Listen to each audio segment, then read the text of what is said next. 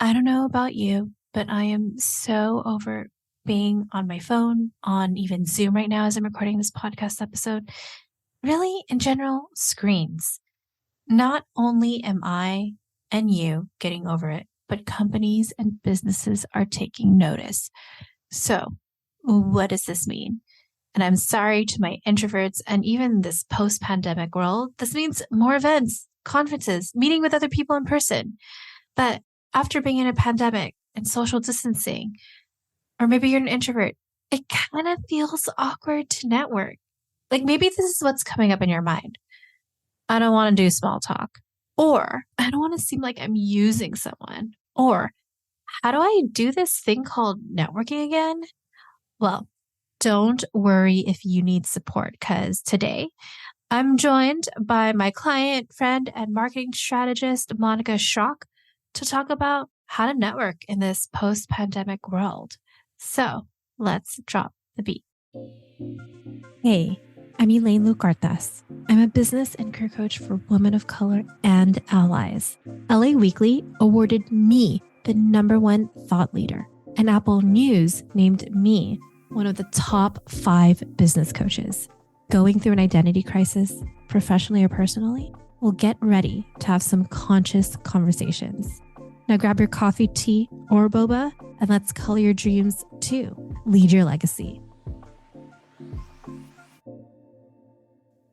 Legacy leaders, welcome. This is the 4th podcast episode with my dear friend, Monica Schrock. Welcome back. Thank you. Happy to be here. Also, you've got that legacy leaders down. It's so locked in. It might be for my marketing strategist or something. Yeah. So for those that don't know who Monica is, where have you been? Monica is a dear friend, a client, my marketing strategist. You are layers, man. Yeah. Introvert, soon to be former basketball player. I only say that because you're talking about being old, and we might be hanging up the basketball shoes soon in the rafters. We'll see what happens. Monica's my introvert to my extrovert. What else? What else do you want to talk about yourself? Yeah, non-binary human, which I love, and I have 2 cats, which are very important to me. Their names. Give their names. Oh my gosh, Omar Little and Biggie Smalls. Omar is a black cat and Biggie Smalls is a tortoiseshell. And I live up here in the Portland, Oregon area. Yeah, Monica left LA, but it's fine. And I moved to LA. This is my first podcast episode. Oh my God. New home. In the new home. Congratulations. It has Thank a new you. vibe. I know. We'll talk more about that in another podcast interview, but this is about Monica. So I was talking to Monica, and I've also noticed from my clients, especially in this post-pandemic world, I know some people are still getting COVID. Sure. How to network as an introvert, how to network in this post-pandemic world. I mean, I don't know if you remember, Monica, remember that first time when things started opening up and you're in a big crowd, like, what do I do? Yeah, it was very uncomfortable. Very confusing and uncomfortable. You're like, how do I feel? Like, I want to feel good about this, but also, I don't know. Yeah. And also, I guess something to say is that I brand Unsocially Inclined. I mean, that's my LLC that I do all my work under, but I used to do a lot of content around introverts in business, and networking was a huge sticking point even before the pandemic. Yeah. And I also wanted to share, I know the title of this podcast has the word introvert, but hey, this could help you if you're an extrovert, and I'm an extrovert too. So just know we are open to all. Introvert, extrovert, what's the other one? Ambivert? Yes. Okay. Thank you. A little mixy. I'm educating myself. Okay. We're not trying to push an agenda to be an extroversion school or introversion school. Okay. We're not pushing that here. That's I'm non-binary, so I would never push that. I'm all about the spectrum. So let's just get into it. What are some misconceptions about introverts and networking that you just want to squash now? Just squash it. Yeah. I think a big one is that all introverts are shy. That's not what it means. No, and let me just say, we just had my retreat, and I had to keep yelling at Monica to quiet it down. Yeah. Well, I'm not shy. I used to be shy, to be fair.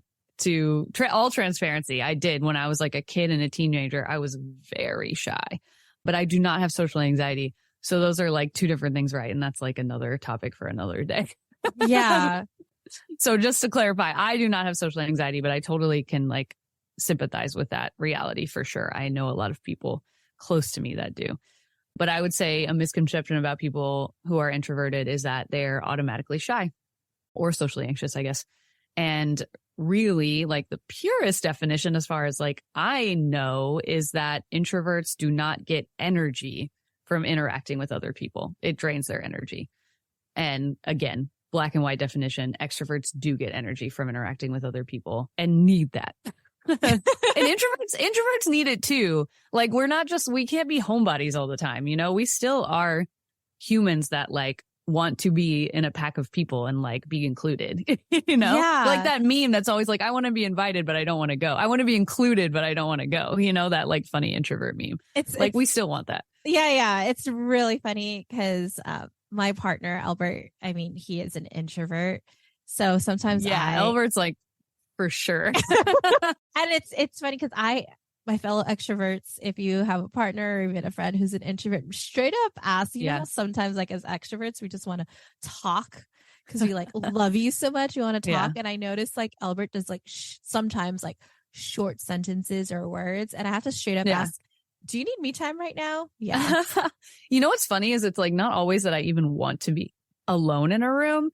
It's that a lot of times extroverts will want to fill the silence because they feel uncomfortable with it. And you're just like, we can just sit here. Like, you know we can sit here and do what we're doing on our own. You know what I mean? That's usually me. I'm like, I don't need you to leave the room, but we don't need to like feel uncomfortable with the silence. I will say that I used to be a lot like that when I was younger and more so now that I'm in my 30s. Yeah. I actually do like the quiet. Like, you know, that drive when you're in a car and it's a road trip. Yeah. You need to have sounds. But now I'm like, you know what? I'm just going to enjoy this view of the mountains or whatever it is. And I think another thing I'm also hearing too is obviously you're louder. I mean, we've been friends for how many years, but I'm loud. You're louder or just more comfortable with people you feel safe with. Oh, yeah. Absolutely. And if we don't feel safe with someone, then I'm not going to be. I'm going to be a more button. I don't want to say I'm never buttoned up, but like, I'm not going to let as much like seep out for sure. Like I'm going to be a more like guarded version of myself for sure. And also guarded might not be the right word, but I am going to conserve. I'm going to conserve my energy because I'm like, I don't know if this person is like who I want to spend that energy on if I don't know them very well. And that is a strength. Yeah. Right. Because I mean, when I was a former fundraiser, I would go to a lot of fundraising events, meetings. By the time I get home, I want to be in a cave because that was just so much energy I expended. Yeah. Yeah. And I think like the other misconception is that like introverts like don't want to talk to people. Like just don't want to. Because like that's not true. Introverts still want to connect with people. Like even on an emotional level. But even like on a like networking level, I don't think like there's a lack of wanting to be able to do that, in my opinion, from what I've like gathered. It's just I feel like I can't. Okay, I'm curious. Not going against you. I'm just saying based off my relationship, right? So let's say we're lost or we're at Target. We're looking for something. Oh, okay. Yeah. Albert will look at the Target app to go find it. And I'm like, why are you looking at it? There's like a staff member right there. I'm going to go ask. You don't have to go ask. Like they're right there. I'm just I know. Ask them. That's so funny. So I don't know if you. I think that's like a mix of thing, but I would say introverts generalizing would not want to do that. I think for me, I worked in customer service so long, which is what strengthened my like muscle of being able to interact with people a lot more and like feel comfortable with that and not be so like introverted about it. Because now for me, if I'm going to go talk to the target person, that's not a lot of energy. I'm just going to be like, hey, like we're looking for this thing. Do you know where it is? Like boom, boom, boom, you know? Yeah. But that took a lot of like strengthening because when I was younger, like I didn't want to bother people. I didn't want to talk to people. I just wanted to be able to find it on my own and like go about my day. So I think that could be like a personality thing too. But I do think generally speaking, introverts are like, nah, Tom does that too. Like, I'm just going to find someone. Well, I wanted to ask too, because so often I think people think like it's a you're born with it in terms of communicating and talking to other people and networking. Oh. And what I've shared with my own clients, it's a skill you could learn. Oh no, yeah. You and gotta not strengthen saying that you muscle. have to be the extrovert partying it up with everybody. Mm-mm. So one of the things I've heard from introverts and others, not just introverts, they hate small talk. Like, Right. I don't want to sound fake. How can I make sure I'm not fake and it could actually be meaningful? Like, I don't want to seem like I'm using someone. So I would love to get your take on that. These are a couple different things, I would say. But I agree. I think maybe your disposition, you're born with a personality, like just a temperament. That's the word I was looking for. Yes. You're like born with a certain temperament and how much you like to like emote and then of course those things are, your environment shapes those things very much, probably when you're a kid. Mm-hmm. But I will say, as someone who was super shy and still can be in some ways, but really was like 100% of the time, like even with my family and stuff, like when I was younger, it was something that I had to challenge myself to do. Like, and for me, it was like money motivated. When I was a teenager, I worked at a restaurant when I was 16 or 15. I was a host. And then a couple years in, I could be like a server. But I knew that meant like a lot of interaction with people and sometimes like not fun or comfortable interactions, like it's going to be very surface level, which is something that we don't like all that much, but then again, it's like you don't have to go that deep and like that can be kind of comfortable too, depending on like who you are. So I really was like, I want to make more money. So honestly, being a server was like, I think in my experience, crucial to me being less shy and being more confident going up to random people and asking things, but also just being like, oh, we know what we're here for. Like, you're here to pay me to give you food and make sure you have everything you need. And like, I'm here for the money. I loved how you were just so like, you just figured out like, oh, I think what I'm hearing is like, this is our roles in this situation. This is our roles in this situation. And here's my boundaries. Am I going to share my whole life story? No, I'm going to ask you if you want wheat or white on your sandwich. Yeah. Yeah. And I'll make a little small talk to be personable because that's what makes people like, and not in a way where I'm trying to like dig into people, but that's what makes people feel less guarded. Like we don't like small talk, and I get it. It's so like, how's the weather? And like, this is not a fun conversation, but I think that's the case when we're just like randomly talking to someone and there's no like hope to go any farther.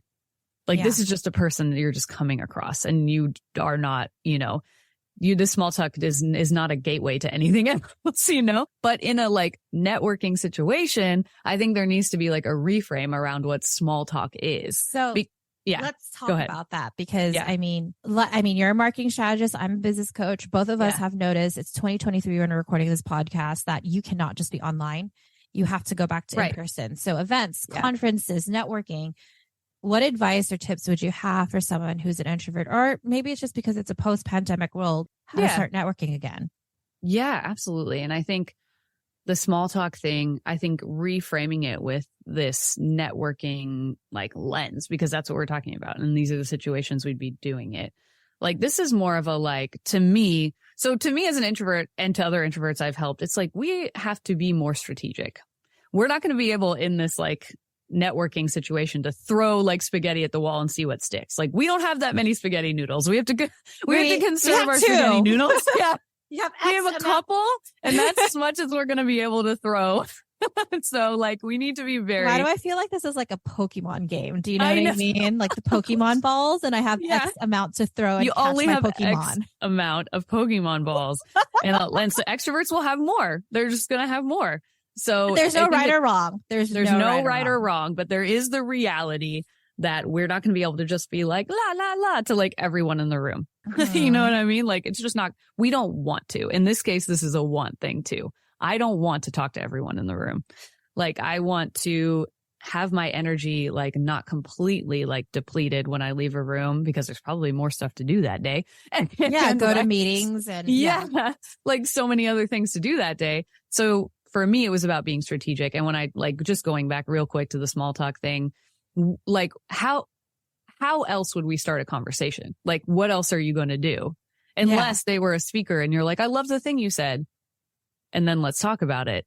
But like otherwise, it's like, you know, something needs to spark the situation, and you're going to do a little bit of quote unquote small talk to be able to connect with this person on just a like not business or career level, just on a like, oh, you know, for me, it's like I try to find common ground.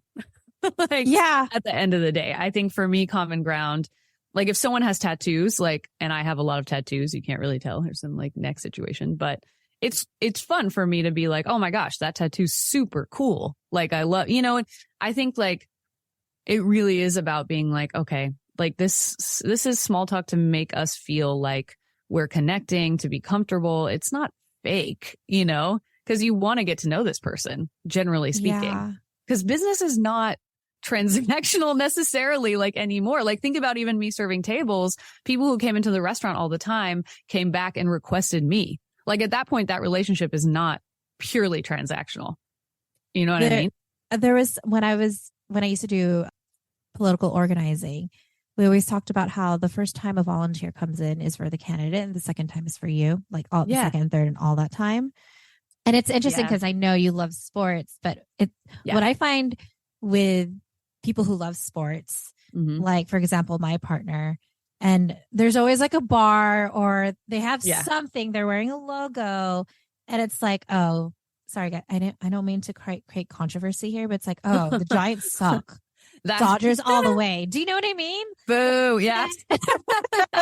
Yeah. No, it's that like common ground that like generally speaking is like not the team, but the sports. The sport. Yeah. It creates this like playful competitiveness. Generally speaking, sometimes people get out of hand, but like that's what I love about sports. Honestly, that's one of the things I love. Easy, common conversation starter. I'm not saying you go love a team, but there's always something that you can see.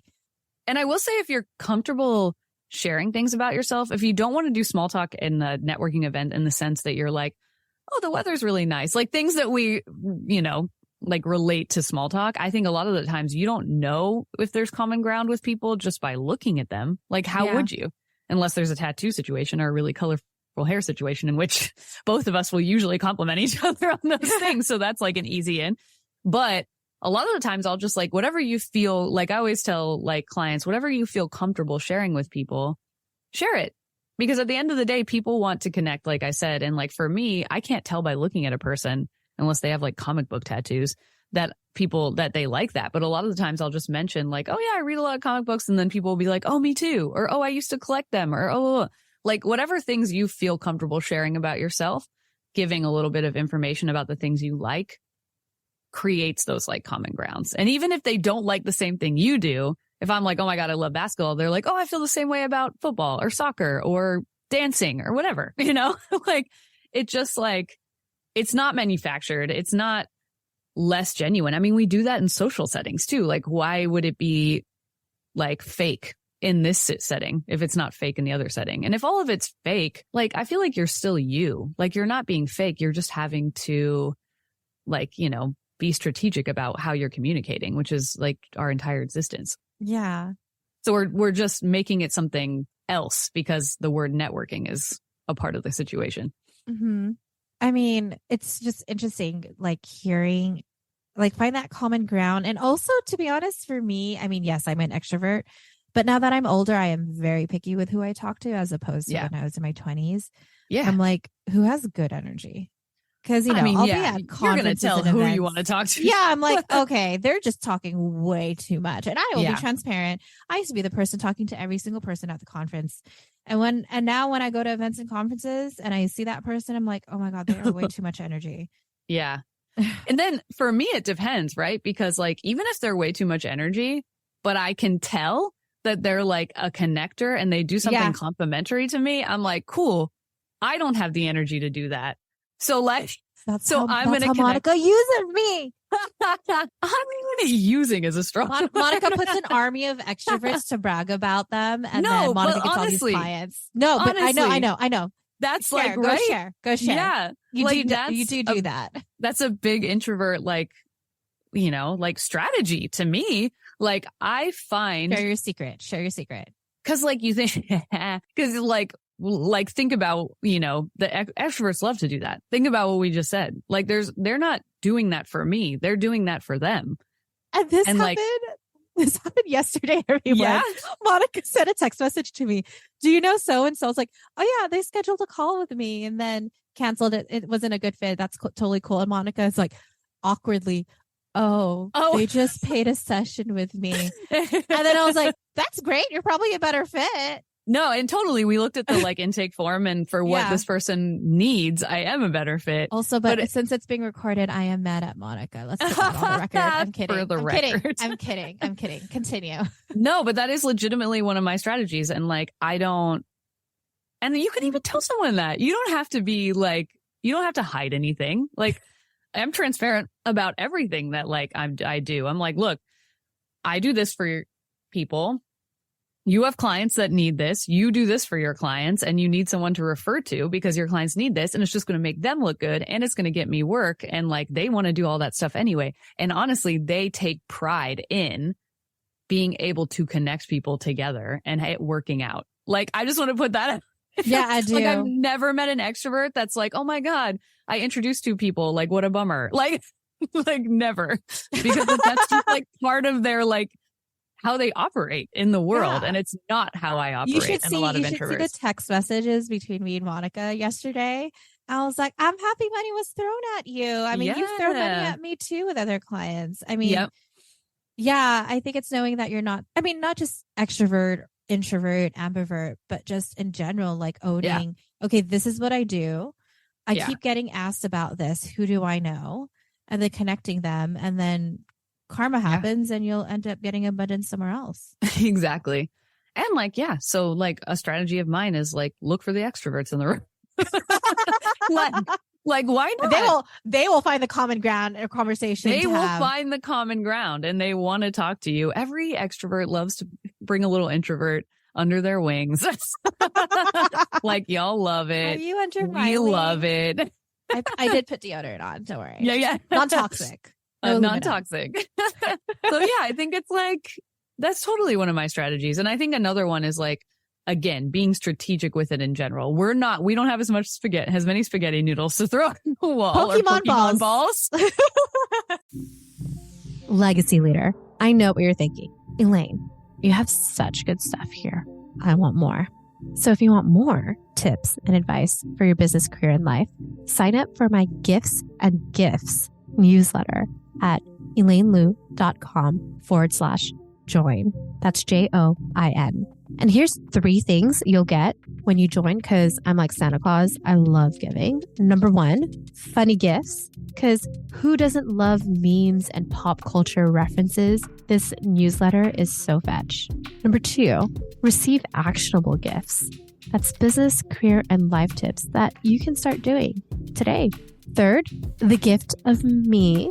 Not only do you get my wins, but also my failures, my reflections. My Gifts and Gifts newsletter is like an up-to-date diary. Think Zanga or Life Journal for my fellow millennials, where I share vulnerable stories, relatable mistakes, and important life tips like what to watch on Netflix, like when's the next Bridgerton season. So if you're ready for those fun gifts and actionable gifts to create a more sustainable life, then join my newsletter at elainelu.com/join. That's JOIN. All right, let's get back to the episode.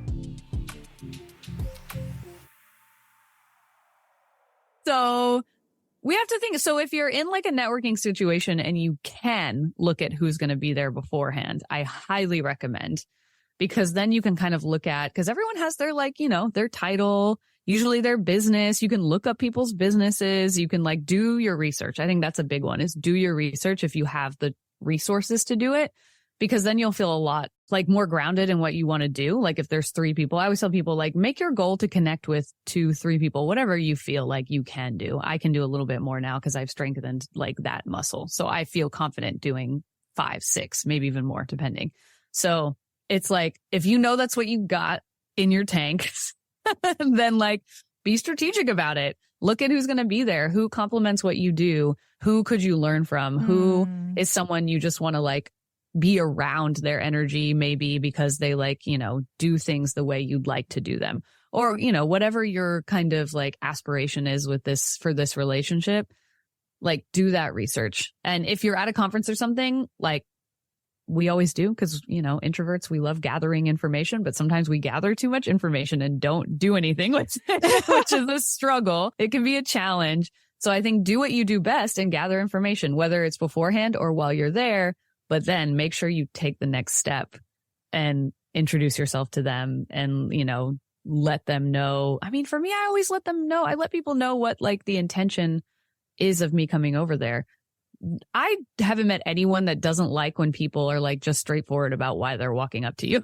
Wait, you so know like give an example. Let's say you saw me and you like, oh my God, her vibe. What would you say? The vibe. I mean, I think I would be just really, I mean, like, how would you say my intention to talk to you is this? Like, what would you say if you just came up to me?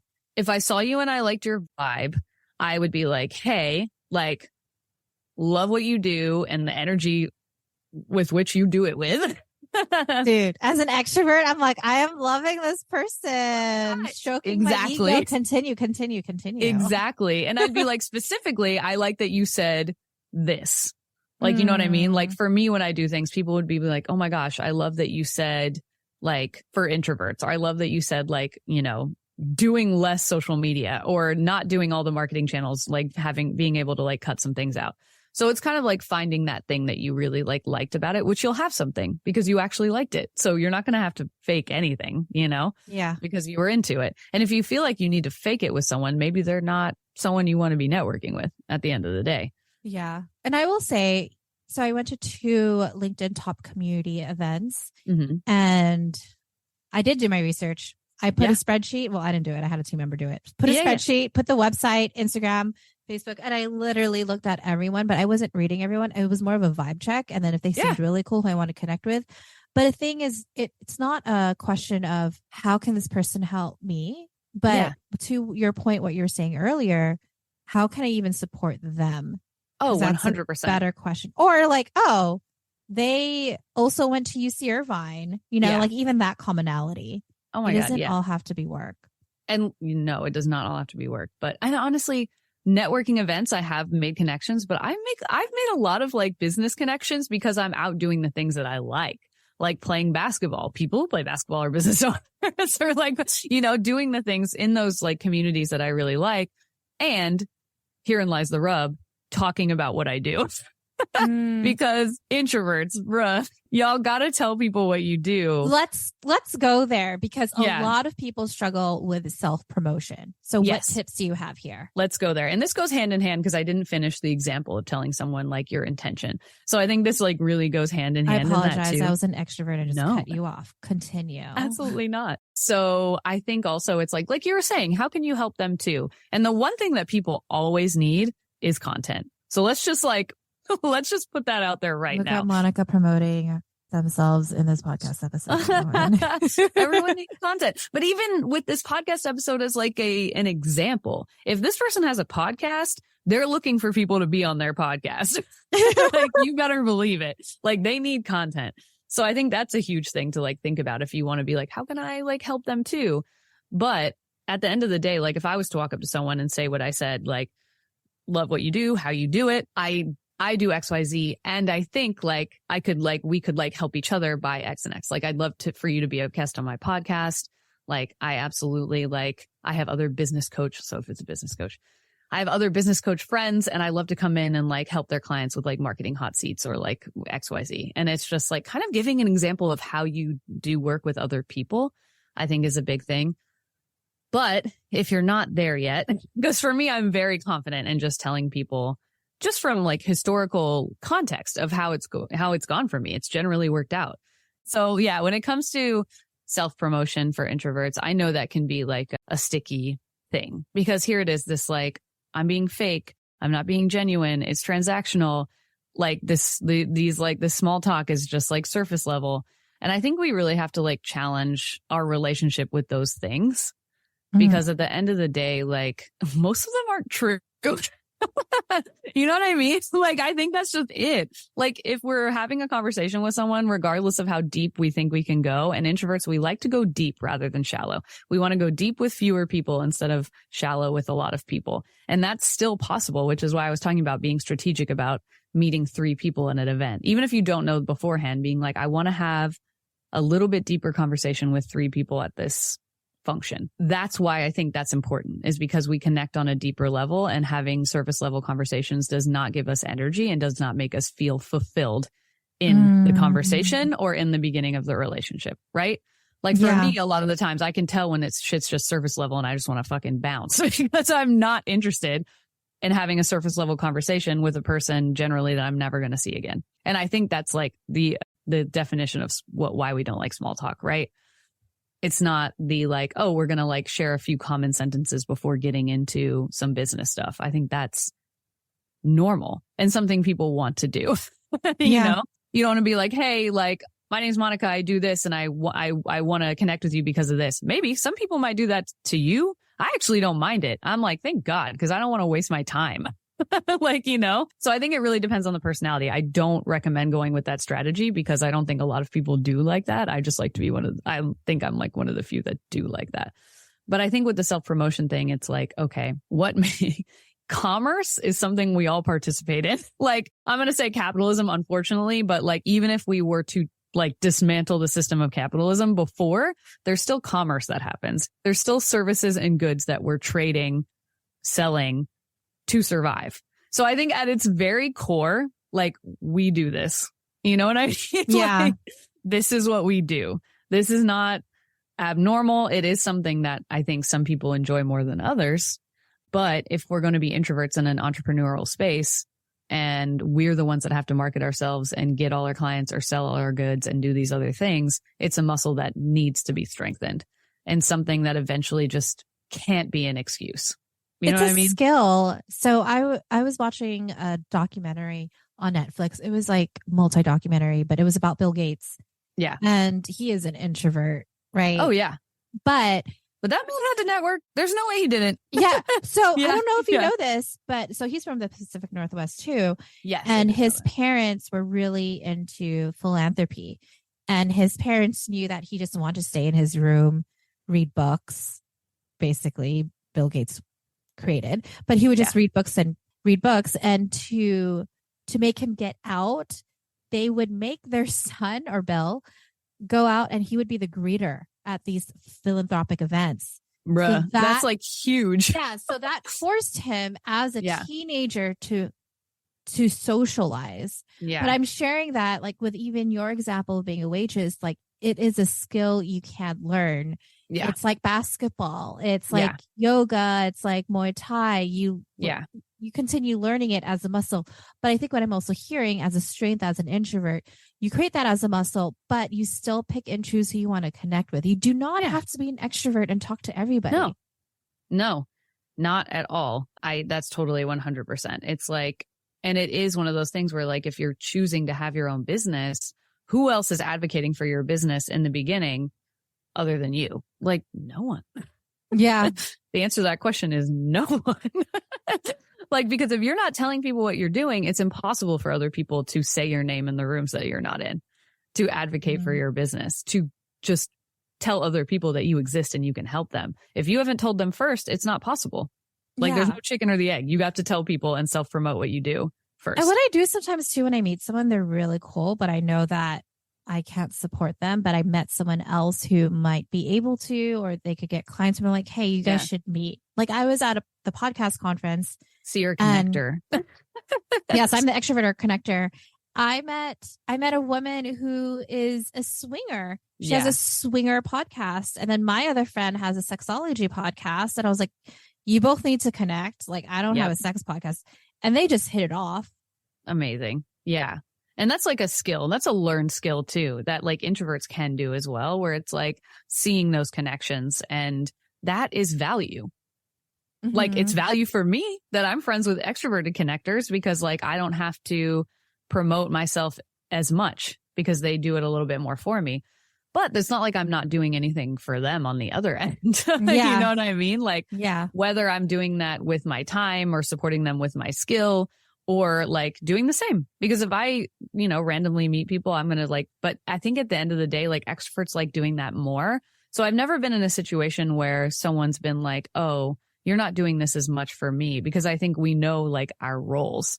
Like what I do for them is I'm really good at what I do. So when they refer me to someone and they hire me and I do the thing I'm really good at, because I've spent all my time acquiring this knowledge because I'm an introvert and that's like the thing that I do, right? Oh my God. Sorry. I'm just thinking about Albert right now, my partner. I'm like, right. He will like do research on it. Like I had to put this podcast stand, right?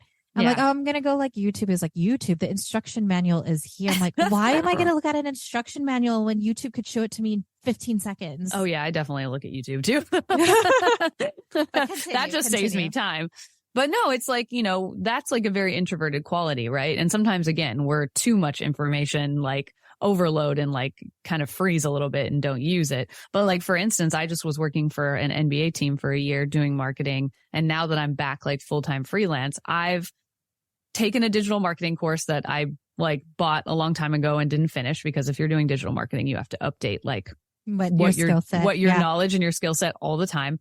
And I already read a marketing book and I've started back into a copywriting book. So it's like these things I love to like feed my need for knowledge and to update my skills. And because of that, I'm valuable to the people who refer me. So again, it's like, even if they're referring more or talking about me more in other rooms, they don't need me to talk about them as much as I need them to talk about me. Right.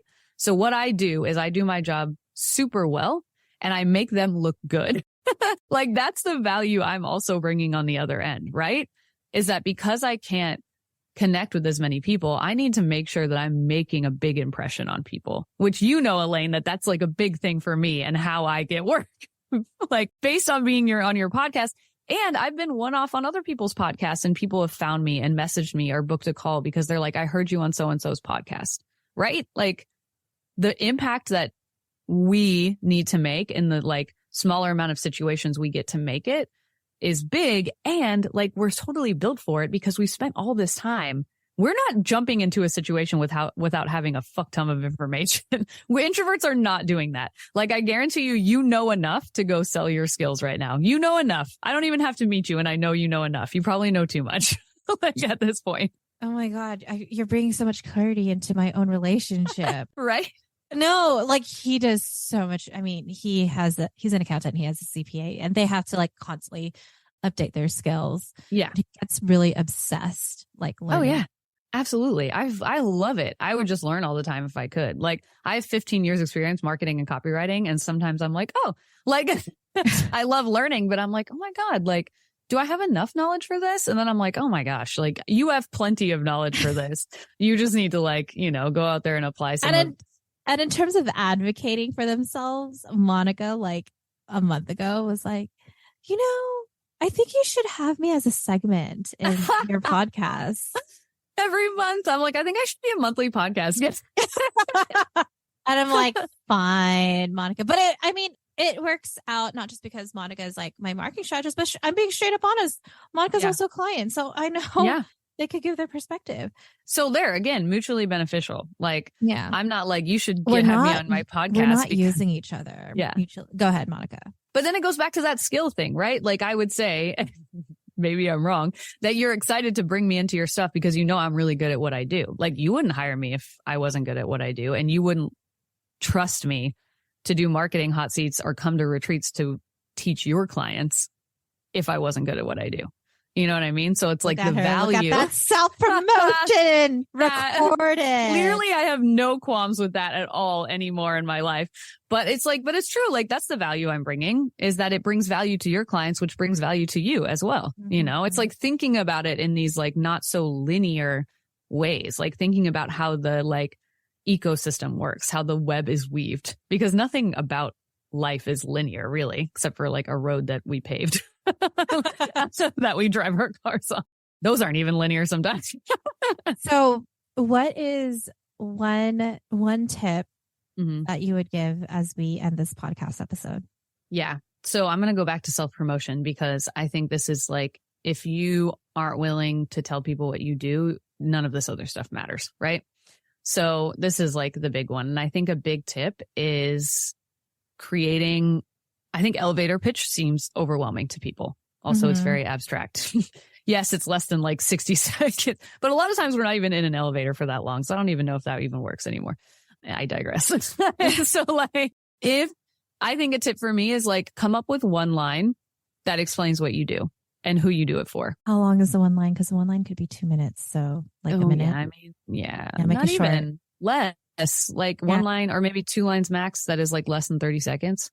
Like, cause you're not going to want to talk a long time anyway. You're already like, self-promoting is challenging. So let's keep it short and sweet. But I think it has to be very clear. So I think like, write a few drafts of something like, I do this for these types of clients. Like that's what I do. And being super transparent, being super direct about it and like not worrying about, if it explains it. Cause I know we're information people. Even though we're like, sometimes people a few words, we have many words. We have many words when it comes to wanting to, really like give an explanation of who we are and the depth that we have as people. So I think it's like that can be a really big like boost, is just being like, this is what I do. This is who I do it for. And this is how I do it. Boom. And that way you can practice that sentence. It's not this big long thing that you get nervous about messing up in the moment or whatever.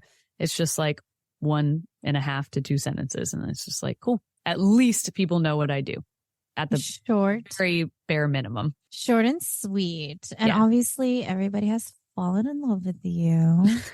So how can people find you? I love y'all too.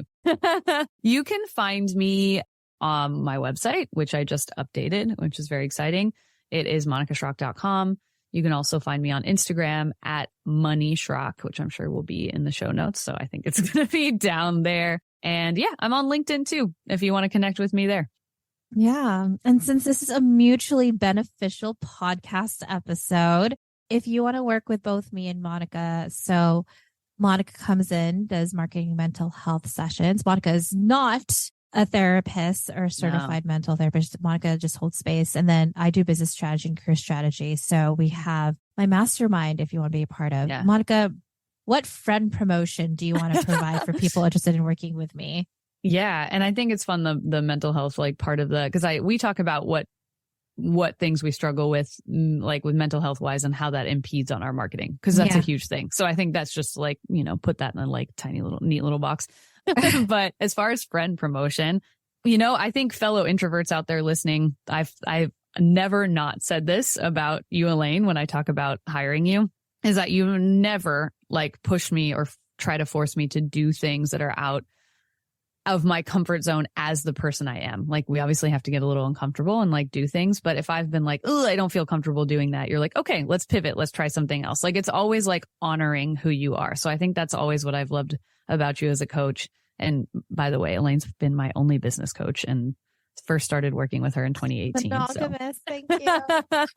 So I think it is like you let people, but you really embrace people being themselves and find strategies that work really well for them. And I think it's like, you're really transparent when you can help someone or not. And I think it's like, if Elaine wants to work with you, then she really thinks that she can support you and grow your business with you. Yeah. So that's what I would say. Or what happened yesterday, someone wanted to work with me and said they went with you. Like it's a win-win situation. It's a win-win. Yeah. So you're going to feel supported and you're going to grow if you trust Elaine to like guide you, I would say. Thanks, Monica. I probably just do these like monthly podcast episodes with Monica for some ego booster, Just for that? Yeah. Just for the end part. Just for the end part? Yeah. But if you want to schedule a call with me to see if it's a good fit, you can go to elainelu.com/call. Also, side note, I'm going to do some coaching for my extroverts, introverts, fellow humans. If you notice, Monica and I were talking about how we could support you.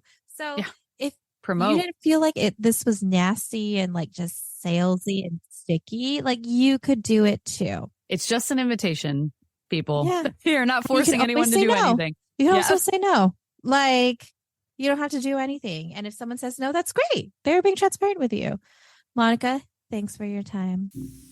So you got some tips on how to survive networking in a way that feels good for you, whether you're an introvert, extrovert, or ambivert. or just human in general. And if you found this episode helpful, here are 4 things you can do if you feel called to do them. 1, share this with a friend. Send them a personal message on how this episode can help them to network in a way that feels aligned to them.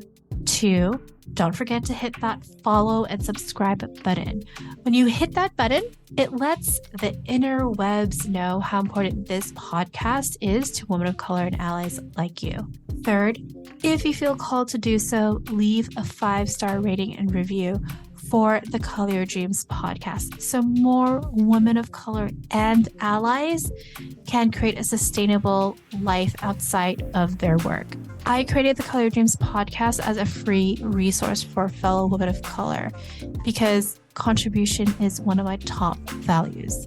And 4th, if you would like to see how it looks like to work with both me and Monica to create a more sustainable career and life that is aligned to your definition of success and no one else's, then schedule a complimentary legacy, business, and career review call at elainelu.com/call.